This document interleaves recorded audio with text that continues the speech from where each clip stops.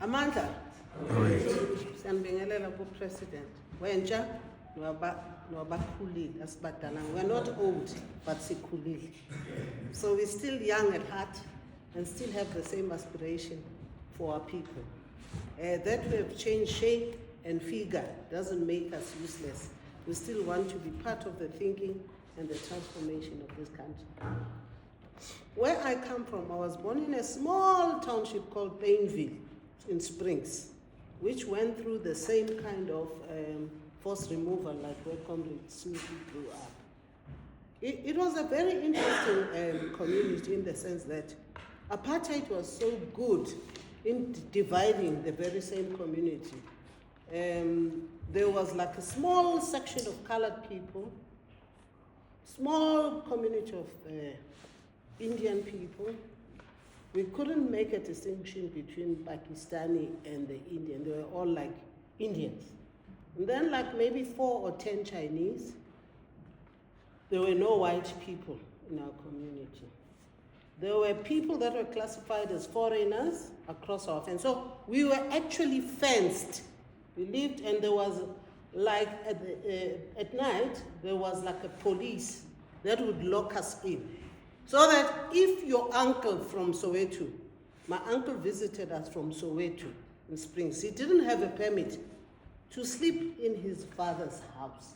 Because once you're out of your area, you don't have a certain stamp, to a section 11 or section, then you would be arrested. And these police will come at about 2 o'clock and say, Pomet, you all jump. Like night dress were not fashionable, you know.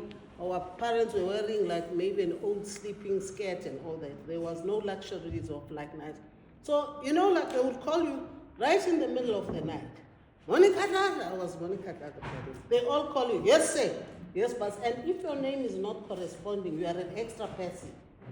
In your uncle's house, you get arrested for trespassing in your your brother's house.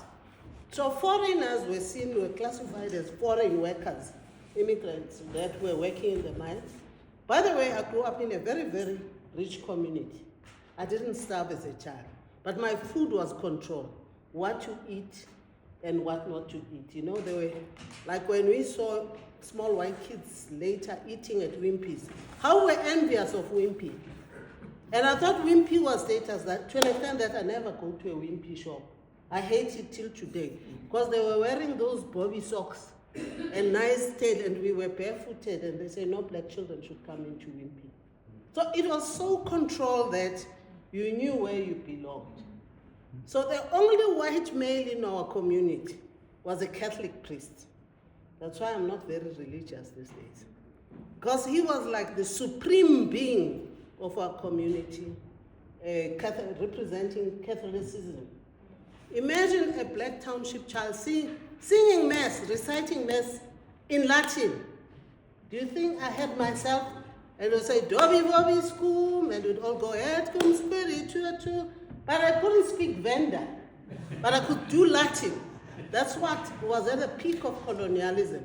So we were so brainwashed to think that our things were inferior. And we were made to believe that even African religions were inferior. And you would look down upon your cousin. Also in the Catholic, we say, I'm a Protestant. It was so entrenched that people who were not Catholic were seen as very, very inferior. And it was so much entrenched in our brains that we started seeing, you know, like in terms of us and them. And that's why we still want to ask people umhlobo. Because it was so entrenched that we don't see a person or a brother or a sister. We want to know the detail of umhlobo. That was like entrenched. We were lucky in that in our community, the issue of ethnicism was not very, very entrenched. We had one family, Mongezi Stofili, who was one of the people who played the role of conscientizing. He was a very, very educated. So he started planting the seed of like, this is how we should be, and like very quietly would say the Freedom Charter without, you don't have to repeat it. Thank you, ladies and gentlemen. Comrades, the story, Aluta, continue.